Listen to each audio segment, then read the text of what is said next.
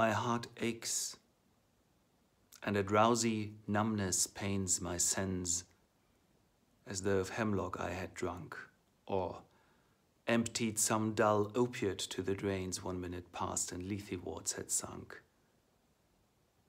'Tis not through envy of thine happy lot, but being too happy in thine happiness, that thou, light-winged dryad of the trees, in some melodious plot of beechen green and shadows numberless, singest of summer in full-throated ease.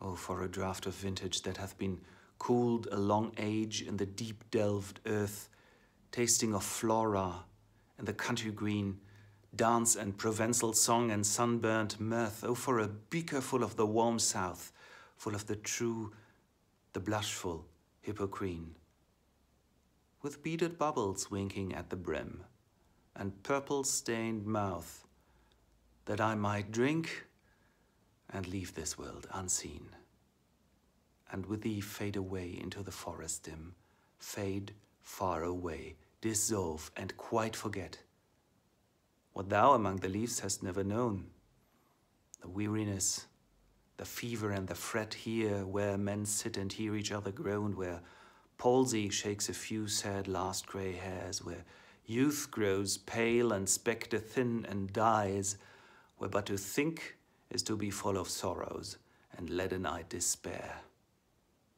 where beauty cannot keep her lustrous eyes, nor new love pine at them beyond tomorrow. Away, away, for I will fly to thee, not charioted by Bacchus and his parts, but on the viewless wings of poesy, though the dull brain perplexes and retards, already with thee. Tender is the night, and haply the queen moon is on her throne, clustered around by all her starry phase. But here there is no light, save what from heaveneth, with the breezes blown through verdurous glooms and winding mossy ways. I cannot see what flowers are at my feet, nor what soft incense hangs upon the boughs, but in embalmed darkness guess each sweet wherewith the seasonable month endows the grass, the thicket and the fruit tree wild hawthorn and the pastoral eglantine, fast fading violets covered up in leaves, and mid-May's eldest child, the coming musk rose, full of dewy wine, the murmurous haunt of flies on summer eves. Darkling I listen, and for many a time I've been half in love with easeful death, called him soft names in many a mused rhyme, to take upon the air my quiet breath. Now, more than ever seems it rich to die, to cease upon the midnight with no pain, while thou art pouring forth thy soul abroad in such an ecstasy. Still wouldst thou sing, and I have ears in vain to thy high requiem become a sod. Thou wast not born for death, immortal bird.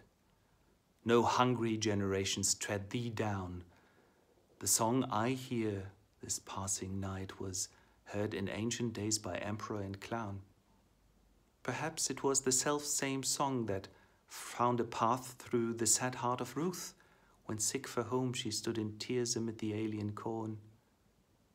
The same that hath charmed oft-times magic casements opening on the foam of perilous seas in fairylands forlorn, forlorn. The very word is like a bell to toll me back from thee to my soul self. Adieu. The fancy cannot cheat so well as she's famed to do, deceiving elf.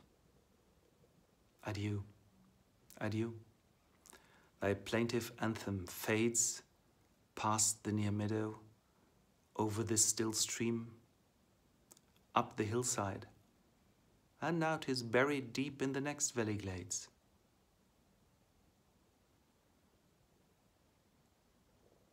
Was it a vision or a waking dream? Fled is that music. Do I awake or sleep?